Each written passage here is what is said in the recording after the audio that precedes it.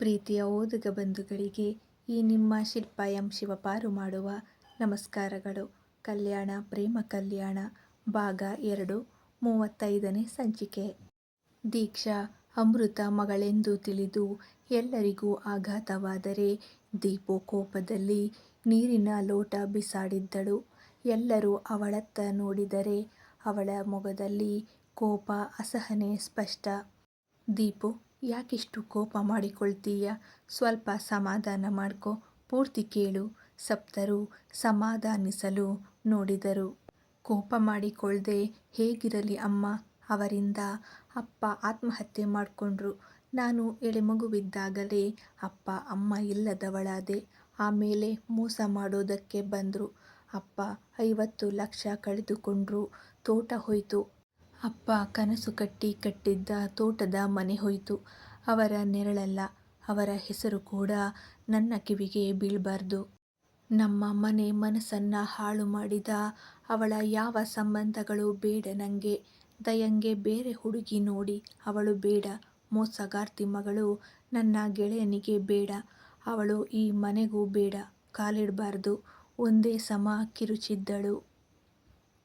ಅದೇ ಸಮಯಕ್ಕೆ ಬಾಗಿಲಿಗೆ ಬಂದ ದೀಕ್ಷಾ ದಯಾ ಕಿವಿಗೆ ದೀಪು ಮಾತುಗಳು ಬೀಳಲು ದಯಾ ಮೊಗ ಸಪ್ಪೆಯಾದರೆ ದೀಕ್ಷಾ ಮನಸ್ಸು ಒದ್ದಾಡಿ ಹೋಯಿತು ನೋವಿಂದ. ಕಣ್ಣಲ್ಲಿ ಅದಾಗಲೇ ನೀರು ಜಾರುತ್ತಿತ್ತು. ಮುಂದೆ ಹೆಜ್ಜೆ ಇಡದೆ, ಯಾರಿಗೂ ಕಾಣಿಸಿಕೊಳ್ಳದೆ ಅಲ್ಲಿಂದ ಓಡಿಬಿಟ್ಟಳು.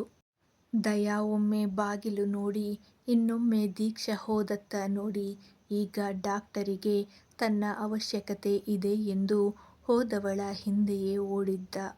ಕಿರುಚಿ ಎದ್ದವಳ ಕೈ ಹಿಡಿದ ಅಕ್ಷಯ್, ದೀಪು ಸಮಾಧಾನ ಮಾಡ್ಕೊ, ಹೀಗೆಲ್ಲ ಕೂಗಾಡ್ಬಾರ್ದು.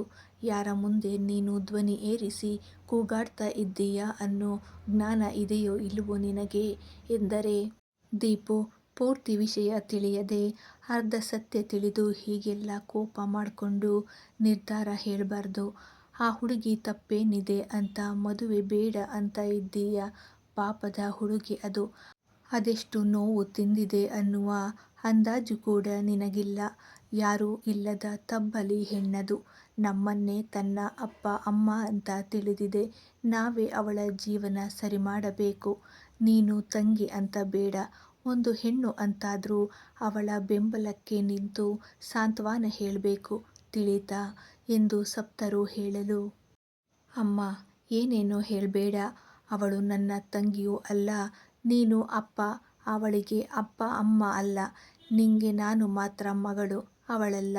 ಅವಳಮ್ಮ ಮಾಡಿದ್ದೇ ಸಾಕು. ಅವಳು ಬಂದು ಇನ್ನೇನು ಮಾಡೋದು ಬೇಡ ಎಂದಳು.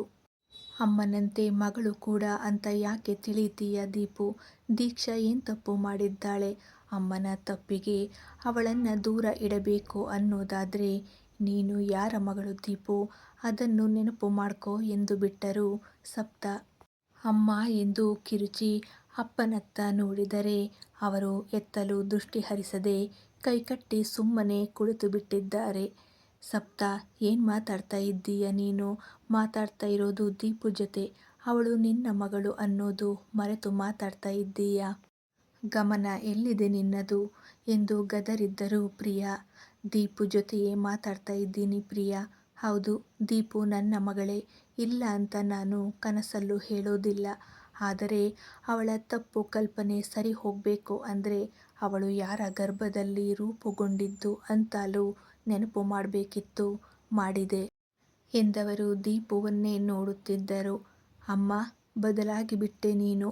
ಯಾರಿಗಾಗೋ ನನ್ನೇ ನೀನು ಹೆತ್ತಿಲ್ಲ ಅಂತ ನೆನಪು ಮಾಡ್ತಾ ಇದ್ದೀಯ ಅಮ್ಮ. ಎಷ್ಟೇ ಆದ್ರೂ ನೀನು ನನ್ನ ಹೆತ್ತಿಲ್ಲ. ನಾನು ನಿನ್ನ ಹೆತ್ತ ಮಗಳಾಗಿದ್ರೆ ಹೀಗೆಲ್ಲ ಹೇಳ್ತಾ ಇದ್ದ? ಹೆತ್ತಿಲ್ವಲ್ಲ, ಅದಕ್ಕೆ ಅಲ್ವಾ ಇವತ್ತು ನೀನು ನಂಗೆ ನೋವು ಮಾಡ್ತಾ ಇದ್ದೀಯ. ನನಗಿಂತ ಅವಳೇ ಹೆಚ್ಚಾದ್ಲ ನಿಂಗೆ? ಸರಿ, ಅವಳನ್ನೇ ಮಗಳು ಅಂತ ಕರೆದುಕೊಂಡು ಬಾ. ಅವಳಿಂದಲೇ ಅಮ್ಮ ಅಂತ ಕರೆಸ್ಕೊ. ನಾನು ಇಲ್ಲಿಂದ ಹೋಗ್ತೀನಿ, ಮನೆ ಬಿಟ್ಟು ಹೋಗ್ತೀನಿ ಎಂದು ಮುಖ ಮುಚ್ಚಿ ಬಿಕ್ಕಿ ಅಳಲು ಆರಂಭಿಸಿದ್ದಳು. ಸಪ್ತರ ಕಣ್ಣಲ್ಲಿ ನೀರು ತುಂಬಿಕೊಂಡಿತ್ತು. ಅತ್ತ ರುದ್ರಪ್ಪ ಮುಷ್ಟಿ ಬಿಗಿದು ಕುಳಿತಿದ್ದರು. ಮಡದಿ ತಪ್ಪು ಮಾಡೋಲ್ಲ ಎಂಬ ಅಪಾರ ನಂಬಿಕೆ. ದೀಪುವಿನ ಮನಸ್ಸನ್ನು ಸರಿ ಮಾಡುವರು ಎಂಬ ನಂಬಿಕೆ. ಅದಕ್ಕಾಗಿ ಮನದಲ್ಲಿ ನೋವಾಗುತ್ತಿದ್ದರೂ ಸುಮ್ಮನೆ ಕುಳಿತು ಬಿಟ್ಟಿದ್ದರು. ಆದಿ ಆರ್ಯ ಕೂಡ ದೀಪು ಮಾತಿಗೆ ನೊಂದುಕೊಂಡರು. ತಮಗಿಂತಲೂ ಇಡೀ ಪ್ರೀತಿ ಕಾಳಜಿ ಹೆಚ್ಚು ದೀಪುಗೆ ಕೊಡುವ ಅಮ್ಮನ ದೀಪು ಹಾಗಂದಿದ್ದು ಸಹಿಸಲಾಗಲಿಲ್ಲ. ಬೇರೆ ಯಾರೇ ಆಗಿದ್ದರೂ ತಿರುಗಿ ಬೀಳುತ್ತಿದ್ದರೋ ಏನೋ. ಆದರೆ ತಮ್ಮ ಪ್ರೀತಿಯ ದೀಪಕ್ಕನೇ ಹಾಗಂದಾಗ ಏನು ಮಾಡುವುದು ತೋಚಲಿಲ್ಲ. ಅಮ್ಮನ ನೋಡಿದ್ದರು ಕಣ್ಣಲ್ಲೇ ಸುಮ್ಮನಿರಿ ಎಂಬಂತೆ ಎರಡೂ ಕಣ್ಣನ್ನು ಮುಚ್ಚಿ ತೆರೆದು ಸನ್ನೆ ಮಾಡಲು ಸುಮ್ಮನೆ ನಿಂತರು. ಜಗ್ಗಪ್ಪ ಮಾತ್ರ ಕೋಪ ತಡೆಯಲಾರದೆ, ದೀಪು ಏನ್ ಮಾತಾಡ್ತಾ ಇದ್ಯಾ ಅನ್ನೋ ಜ್ಞಾನ ಇದ್ದೋ ಇಲ್ವೋ, ನಿನ್ ಮಾತು ಹಿಂದಕ್ಕ ತಗ. ಯಶೋದವ್ವ ಕೃಷ್ಣನ್ನ ಮಗ ಅಂತ ತಿಳಿದು ಸಾಕುದ್ಲಲ್ಲ, ಅದಕ್ಕಿಂತ ಹೆಚ್ಚಾಗಿ ಅತ್ಗವ್ವ ನಿನ್ನ ಸಾಕವ್ರ. ಇನ್ನೊಂದ್ ಕಿತ ನಿನ್ ಬಾಯಲ್ಲಿ ಈ ಮಾತು ಬಂದ್ರ ನಾನೇ ಹೊಡೆದೆ ಬಿಟ್ಟೇನು ಎಂದರು. ಜಗ್ಗಣ್ಣ ಸುಮ್ನೆ ರೀ ಎಂದರು ಸಪ್ತ. ಅವರು ಹೇಳಿದ್ದರಲ್ಲಿ ತಪ್ಪೇನಿದೆ ಅತ್ತೆ, ಜಗ್ಗಪ್ಪ ಸರಿಯಾಗೇ ಹೇಳ್ತಾ ಇದ್ದಾರೆ. ದೀಪು ಕೋಪದಲ್ಲಿ ಎಲ್ಲವನ್ನೂ ಮರೆತಿದ್ದಾಳೆ, ನೆನಪು ಮಾಡ್ಬೇಕು ಎಂದ ಅಕ್ಷಯ್ ದೀಪು ಮುಂದೆ ನಿಂತು, ಶಭಾಷ್ ದೀಪು, ಎಂತ ದೊಡ್ಡ ದೊಡ್ಡ ಮಾತಾಡಿದೆ ದೀಪು ನೀನು. ನಿನ್ನ ಮಗಳಾಗಿ ಸ್ವೀಕರಿಸಿ ತಾವೆತ್ತ ಮಕ್ಕಳಿಗಿಂತ ನಿನ್ನೆ ಹೆಚ್ಚು ಪ್ರೀತಿಸಿ ಬೆಳೆಸಿದ್ದಕ್ಕೆ, ಇಷ್ಟು ವರ್ಷ ನಿನ್ನ ಅಪ್ಪ ಅಮ್ಮನ ಕೊರತೆ ಇಲ್ಲದೆ ಸಾಕಿದ್ದಕ್ಕೆ ಎಂತ ಮಾತಿನ ಮಳೆ ಸುರಿಸಿಬಿಟ್ಟೆ. ವ್ಯಂಗ್ಯವಾಗಿ ನುಡಿದಿದ್ದ ಅಕ್ಷಯ್. ಮಗಳಾಗಿದ್ರೆ ಅವರ ಮಾತಿಗೆ ಎದುರು ವಾದಿಸ್ತಾ ಇದ್ದೀಯಾ? ಹಾಗಂತ ಅವರು ನಿನ್ನ ಕೇಳಿದ್ರೆ ನಿನಗೆ ಏನನ್ನಿಸ್ತಾ ಇತ್ತು?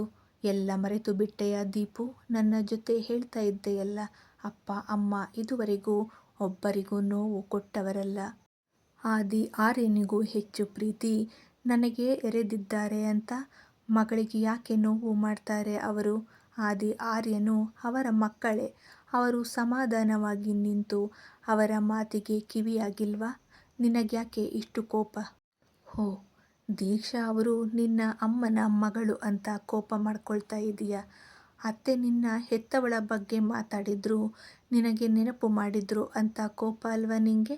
ಅದರಲ್ಲಿ ತಪ್ಪೇನು? ದೀಕ್ಷಾಗೆ ಅವರ ಅಮ್ಮನ ತಪ್ಪಿನಿಂದ ಶಿಕ್ಷೆ ಸಿಗಬೇಕು ಅನ್ನೋದಾದ್ರೆ, ದೂರ ಇಡಬೇಕು ಅನ್ನೋದೇ ಆದ್ರೆ, ನೀನು ಅವರ ಮಗಳೇ, ನೀನ್ ಕೂಡ ಶಿಕ್ಷೆ ಅನುಭವಿಸು.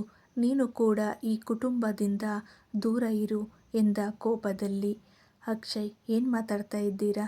ಗರ್ಭಿಣಿ ಅವಳು, ಹೀಗೆಲ್ಲ ಹೇಳ್ಬೇಡಿ. ಅವಳ ಆರೋಗ್ಯ ಮುಖ್ಯ ಅಲ್ವಾ? ಅವಳಿಗೆ ನೋವು ಮಾಡ್ಬೇಡಿ ಎಂದರು ಪ್ರಿಯಾ. ಗರ್ಭಿಣಿ ಆದ್ರೆ ಏನತ್ತೆ, ನನ್ನ ಮಾತಿಂದ ಆರೋಗ್ಯ ಕೆಡತ್ತೆ ಅಂತಲ, ಅವಳ ಕಣ್ಣೀರಿಂದ ಮಗುವಿಗೆ ತೊಂದರೆ ಆಗತ್ತೆ ಅಂತಲ. ಹಾಗೆಲ್ಲ ಏನಾಗಲ್ಲ. ಎಷ್ಟೋ ಗರ್ಭಿಣಿ ಹೆಣ್ಣು ಮಕ್ಕಳು ಕಬ್ಬು ಕಟಾವು ಮಾಡ್ತಾರೆ, ಕಲ್ಲು ಹೊಡಿತಾರೆ, ಬಿಸಿಲಲ್ಲಿ ಇಟ್ಟಿಗೆ ಹೊರ್ತಾರೆ. ಅವರ ಹಾಗೆ ಇವಳೇನು ಕಷ್ಟ ಪಡ್ತಿಲ್ಲ ಅಲ್ವಾ? ಯೋಚನೆ ಮಾಡ್ಬೇಡಿ. ಅವಳಿಗೂ ಮಗುವಿಗೂ ಏನು ತೊಂದ್ರೆ ಆಗೋಲ್ಲ. ಹಾಗಂತ ಅವಳನ್ನ ತಿದ್ದದೇ ಇರಲು ಬಾರದು. ತಪ್ಪು ಮಾಡಿದಾಗಲೇ ತಿದ್ದಬೇಕು ಎಂದ ಅಕ್ಷಯ್. ಹೇಳು ದೀಪು, ದೀಕ್ಷಾ ಜೊತೆ ನೀನು ಕೂಡ ದೂರ ಹೋಗ್ತೀಯಾ? ಶಿಕ್ಷೆ ತಗೋತೀಯಾ? ಸರಿ, ನಿನಗ್ಯಾಕೆ ಇಷ್ಟು ಕೋಪ? ಹೌದು, ಅಮೃತ ಅವರಿಂದ ವಿಶ್ವಮಾವ ತೀರಿ ಹೋದ್ರು, ರುದ್ರಮಾವ ದುಡ್ಡು ಕಳೆದುಕೊಂಡ್ರು, ಮನೆ ತೋಟ ಹೋಯ್ತು. ಆದ್ರೆ ಅದರಿಂದ ನಿನಗೇನು ತೊಂದ್ರೆ ಆಗಿಲ್ವಲ್ಲ? ನೀನು ಏನು ಕಳೆದುಕೊಂಡೇ ಇಲ್ಲ ದೀಪು. ಕಳೆದುಕೊಂಡವರೇ ದೀಕ್ಷಾನ ದೂರುತ್ತಾ ಇಲ್ಲ. ನೀನ್ ಯಾಕೆ ಕೋಪ ಮಾಡ್ಕೊಂಡು ದ್ವೇಷ ಕಾರ್ತಾ ಇದ್ದೀಯಾ? ಅಪ್ಪ ತೀರೋದ್ರು, ಅಮ್ಮ ಬಿಟ್ಟು ಹೋದ್ರು, ನೀನು ತಬ್ಬಲಿ ಆಗ್ಲಿಲ್ಲ. ಕೂಡು ಕುಟುಂಬದಲ್ಲಿ ಅಪ್ಪ ಅಮ್ಮನ ಪ್ರೀತಿ ಪಡೆದುಕೊಂಡು ಕೊರತೆ ಇಲ್ಲದೆ ಸಂತೋಷವಾಗಿ ಬದುಕಿದ್ದೀಯ ದೀಪು. ಅದು ಕೂಡ ರುದ್ರಮಾವ, ಸಪ್ತ ಅತ್ತೆಯಿಂದ. ಇವತ್ತು ಅವರ ಮನಸ್ಸಿಗೆ ನೋವು ಮಾಡ್ತಾ ಇದೀಯಲ್ಲ, ಇದೆಷ್ಟು ಸರಿ ಅಂತ ಸ್ವಲ್ಪ ಸಮಾಧಾನವಾಗಿ ಯೋಚನೆ ಮಾಡು ದೀಪು. ಆಕ್ಸಿಡೆಂಟ್ ಆಗಿ ಹಾಸಿಗೆ ಹಿಡಿದೆಯಲ್ಲ, ಆಗ ಅತ್ತೆ ನಿನ್ನ ಪುಟ್ಟ ಮಗುವಿನ ಹಾಗೆ ಕಾಳಜಿ ಮಾಡಿದ್ದನ್ನ ನನಗೆ ಎಷ್ಟು ಬಾರಿ ಹೇಳಿಕೊಂಡು, ಮುಂದಿನ ಜನ್ಮ ಅಂತಿದ್ರೆ ಅವರ ಹೊಟ್ಟೆಯಲ್ಲೇ ಹುಟ್ಟಿ ಬರಬೇಕು ಅಂತೆಲ್ಲ ಹೇಳ್ತಾ ಇದ್ದಲ್ಲ, ಅದನ್ನ ಮತ್ತೆ ನೆನಪು ಮಾಡಿಕೊ. ಈಗಲೂ ನಿನ್ನ ಅದೇ ಮಾತೇ ಸರಿ ಅಂದ್ರೆ ನೀನು ಎನ್ನುವಾಗಲೇ ದೀಪು ಸಪ್ತರ ಅಪ್ಪಿ ಬಿಕ್ಕಿ ಅಳಲು ಆರಂಭಿಸಿದಳು. ಕ್ಷಮಿಸಿ ಬಿಡಮ್ಮ, ಬಾಯಿಗೆ ಬಂದದ್ದು ಹೇಳಿಬಿಟ್ಟೆ. ಪಾಪಿ ನಾನು, ನಿನಗೇ ನೋವು ಮಾಡಿಬಿಟ್ಟೆ. ತಪ್ಪಾಯ್ತಮ್ಮ ನಂದು. ಕ್ಷಮಿಸಮ್ಮ ನನ್ನ ಮೇಲೆ ಕೋಪ ಮಾಡಿಕೊಂಡು ನನ್ನ ದೂರ ಮಾಡಬೇಡ ಅಮ್ಮ, ಪ್ಲೀಸ್ ಅಮ್ಮ, ಬೇಕಿದ್ರೆ ಎರಡೇಟು ಹೊಡೆದು ಬಿಡು ಎಂದು ಅಳುತ್ತಾ ಸಪ್ತರ ಕೈ ಹಿಡಿದು ಕೆನ್ನೆಗೆ ಹೊಡೆದುಕೊಳ್ಳಲು ಹೋದವಳ ಕೈ ಹಿಡಿದು ತಡೆದ ಸಪ್ತರು. ತಪ್ಪು ಮಾಡಿದ ಮಗಳ ತಪ್ಪು ತಿದ್ದೋದು, ತಿಳಿಸೋದು ಅಮ್ಮನ ಕರ್ತವ್ಯ ದೀಪು. ಅದನ್ನ ಮಾಡೋಕೆ ಹೊರಟೆ ಅಷ್ಟೇ. ನಿನ್ನ ಮೇಲೆ ಕೋಪ ಇಲ್ಲ ಮಗಳೇ. ನಿನ್ನ ತಪ್ಪು ನಿನಗೆ ತಿಳಿದರೆ ಅಷ್ಟು ಸಾಕು. ಈಗ್ಲಾದ್ರೂ ಅಪ್ಪ ಹೇಳೋ ದೀಕ್ಷಾ ವಿಷಯ ಪೂರ್ತಿ ಕೇಳಿಸಿಕೊಳ್ತೀಯಾ ಎಂದರೆ ಹೌದೆಂದು ತಲೆಯಾಡಿಸಿ ರುದ್ರಪ್ಪರ ಪಕ್ಕದಲ್ಲಿ ಕುಳಿತು, ಇದೊಂದು ಬಾರಿ ಕ್ಷಮಿಸಪ್ಪ ಈ ನಿನ್ನ ಪೆದ್ದು ಮಗಳನ್ನ. ಇನ್ನೊಮ್ಮೆ ಹೀಗೆಲ್ಲ ನಡೆದುಕೊಳ್ಳೋದಿಲ್ಲ ಎಂದು ಅವರ ಕೈಗಳ ಕಣ್ಣಿಗೆ ಒತ್ತಿಕೊಂಡಳು. ಅಮ್ಮಂಗೆ ನೋವು ಮಾಡಬೇಡ ಮಗಳೇ. ಅವಳು ಯಾರ್ಗುವೆ ನೋವು ಮಾಡಿದವಳಲ್ಲ. ಅವಳಿಗ ನೋವಾದ್ರ ಸಹಿಸಕ್ ಆಗಕ್ಕಿಲ್ಲ ನಂಗ. ಅವಳು ಕ್ಷಮಿಸುದ್ಮ್ಯಾಕ ನಂದೇನೂ ಇಲ್ಲ ಎಂದರು ರುದ್ರಪ್ಪ. ಮತ್ತೆ ಸಪ್ತರ ನೋಡಿದಳು. ಕೋಪ ಇಲ್ಲ ಕಂದ ಎಂಬಂತೆ ತಲೆ ಆಡಿಸಿದರೆ ಆರ್ಯ ಆದಿ ತನ್ನಮ್ಮನ ಅಪ್ಪಿದರು. ಅಕ್ಷಯ್ ಬಾವ, ನೀವು ಮಾತಾಡಿದಾಗ ಅಪ್ಪಾಜಿ ಅಮ್ಮ ಇಬ್ಬರ ಮಿಶ್ರಣ ನೋಡಿದಂತಾಯ್ತು. ಆದಿ ಹೇಳಲು ಆರ್ಯ ಹೌದು ಎಂಬಂತೆ ತಲೆ ಆಡಿಸಿದ. ರುದ್ರಪ್ಪರು ದೀಕ್ಷಾಳ ಬಾಲ್ಯದಿಂದ ಹಿಡಿದು ಅವಳ ಕಹಿ ವೈವಾಹಿಕ ಜೀವನವನ್ನು ಬಿಡಿಸಿ ಹೇಳಿದರು. ಎಲ್ಲರ ಕಂಗಳು ಒದ್ದೆಯಾದವು. ದೀಪು ಕಣ್ಣಿಂದ ಕೂಡ ಹನಿ ಜಾರಿತ್ತು. ಅವತ್ತು ಅವಳ ಅವ್ವ ಹೇಳ್ದ ಅಂತ ನಾನು ದುಡ್ಡು ಕೊಡ್ನಿಲ್ಲ. ಆ ಮಗ ನೋಡ್ದಾಗ ನಿನ್ನೆ ನೋಡಿದಂಗಾಯ್ತು. ಒಂದು ಕೂಸಿನ ಪ್ರಾಣದ ಮುಂದ ಲಕ್ಷ ಏನೇನೋ ಅಲ್ಲ ಅನ್ನಿಸ್ತು. ಅದುಕ್ಕ ಹೊಲ ಮನ ಮಾರಿದ್ದು. ಆ ಹೊಲ ಮನ ಯಾವತ್ತಾರ ಸಂಪಾದನ ಮಾಡ್ಬೋದು. ಆದ್ರ ಆ ಮಗಿನ ಪ್ರಾಣ ಉಳಿತಿತ್ತ ಹೇಳು. ಇವತ್ತು ಆ ಮಗ ನೂರಾರು ಜನರ ಪ್ರಾಣ ಉಳಿಸ ಡಾಕ್ಟ್ರು ಆಗದ. ಬೋ ಖುಷಿ ಆಯ್ತು ಕಣವ್ವ. ಈಗ ಹೇಳವ್ವ, ಆ ಮಗಿನ ದಯ್ಯಂಗ ಲಗ್ನ ಮಾಡ್ಕಳದು ಬ್ಯಾಡ್ವಾ. ನೀನು ಬ್ಯಾಡ ಅಂದ್ರ ದಯಾ ಒಪ್ಪದು ಅನುಮಾನ್ವೇ ಎಂದರು. ದಯಾನೇ ಬೇಡ ಅಂದ್ರು ಬಿಡೋರ್ಯಾರು ಅಪ್ಪ. ನನ್ನ ತಂಗಿನ ಅವನು ಮದ್ವೆ ಆಗ್ಲೇಬೇಕು. 2 ಕೊಟ್ಟಾದ್ರೂ ತಾಳಿ ಕಟ್ಟಿಸ್ತೀನಿ ಎಂದ ದೀಪು ಮಾತಿಗೆ ಎಲ್ಲರೂ ಖುಷಿಯಾದರು. ಅಕ್ಷಯ್, ನಿಮ್ಮನ್ನ ನೋಡಿದ್ರೆ ನಮಗೆಲ್ಲ ಹೆಮ್ಮೆ ಆಗತ್ತೆ. ಅದೆಷ್ಟು ಒಳ್ಳೆತನ ನಿಮಗೆ ಎಂದ ಅತ್ತೆಯ ಮಾತಿಗೆ ನಿಮ್ಮೆಲ್ಲರ ಮುಂದೆ ನಂದೇನು ಅತ್ತೆ, 18 ವರ್ಷಕ್ಕೆ ತಾಯಿಲ್ಲದ ದೀಪುಗೆ ತಾಯಿಯಾದ್ರಿ. ನಿಮ್ಮ ಹೊಟ್ಟೆಯಲ್ಲೇ ಹುಟ್ಟಿದ ಮಕ್ಕಳಿದ್ರೂ ಅವಳಿಗೆ ಕೊರತೆ ಮಾಡಿಲ್ಲ. ದೀಪು 30 ವರ್ಷಕ್ಕೆ ಹೊಟ್ಟೆಲಿ ಮಗು ಹೊತ್ತಿದ್ದಾಳೆ. ಆದ್ರೆ ನೀವು 30 ವರ್ಷಕ್ಕೆ ಕಾಲೇಜ್ಗೆ ಹೋಗುವ ಮಗಳಿಗೆ ತಾಯಾಗಿದ್ರಿ. ಇನ್ನು ಮಾವ ಇಡೀ ಮನೆಯ ಆಧಾರ ಸ್ತಂಭ. ಅದೆಷ್ಟು ಕಷ್ಟ ನೋವು ಸಹಿಸಿಲ್ಲ ಅವರು. ಅಣ್ಣನ ಮಗಳನ್ನ ಮಗಳಂತೆ ಸಲಹಿದ್ರು. ತನಗೆ ಕೆಟ್ಟದ್ದು ಮಾಡಿದವರ ಬಗ್ಗೆ ಕೆಟ್ಟದಾಗಿ ಯೋಚಿಸದೆ ತನ್ನ ಹೊಲ ಮನೆಯನ್ನೇ ಮಾರಿ ಮಗುವಿನ ಪ್ರಾಣ ಉಳಿಸಿದ್ರು. ನೀವೆಲ್ಲ ಈ ಅನಾಥನಿಗೆ ಒಂದು ಕುಟುಂಬದ ಪ್ರೀತಿಯನ್ನೇ ದಾರಿ ಎರೀತಾ ಇದ್ದೀರಾ. ನಿಮ್ಮೆಲ್ಲರ ಮುಂದೆ ನನ್ನದೇನೂ ಅಲ್ಲ ಎಂದ. ನಾವೆಲ್ಲ ಇರುವಾಗ ಅನಾಥ ಹೇಗಾಗ್ತೀರಿ ಬಾವ, ಹಾಗೆಲ್ಲ ಹೇಳ್ಬೇಡಿ ಎಂದ ಆದಿ. ದೀಪು ಕೂಡ ಎದ್ದು ಬಂದು ಅಕ್ಷಯ್ ಬಳಿ ಕ್ಷಮೆ ಕೇಳಲು, ನಾನ್ ಸ್ವಲ್ಪ ಜೋರಾಗಿ ಬೈದು ಬಿಟ್ಟೆ, ಕ್ಷಮಿಸಿಬಿಡು ಎಂದು ತನ್ನವಳ ಕೆನ್ನೆ ತಟ್ಟಿದ್ದ. ದೀಪು, ತಗೋ, ಆಗ್ಲಿಂದ ಏನೂ ತಿಂದಿಲ್ಲ, ಈ ಹಣ್ಣುಗಳ ಖಾಲಿ ಮಾಡು ಎನ್ನುತ್ತಾ ಬಂದ ಸಪ್ತರ ನೋಡಿ ಕಣ್ಣು ತುಂಬಿಕೊಂಡು ಮತ್ತೆ ಅವರ ಅಪ್ಪಿ ಐ ಲವ್ ಯು ಅಮ್ಮ ಎಂದಳು. ನಕ್ಕು ಮೃದುವಾಗಿ ಅವಳ ಕೆನ್ನೆ ತಟ್ಟಿದ್ದರು. ಡಾಕ್ಟ್ರೇ, ಏನ್ ಮಾಡ್ತೀವ್ರಿ ನೀವು, ಬ್ಯಾಗ್ ಒಳಿಕ ಬಟ್ಟ ಯಾಕೆ ತುಂಬ್ಕತಾ ಇದ್ದೀರಿ. ಬನ್ನಿ ಮಾವಯ್ಯನ ಮನತಾವ ಹೋಗವ. ದಯಾ ಗಾಬರಿಯಲ್ಲಿ ಕೇಳುತ್ತಿದ್ದರೆ ಕೈಗೆ ಸಿಕ್ಕಷ್ಟು ಬಟ್ಟೆ ಬ್ಯಾಗಲ್ಲಿ ತುಂಬಿಸಿ ಮನೆಯಿಂದ ಹೊರಗೆ ಬಂದಳು.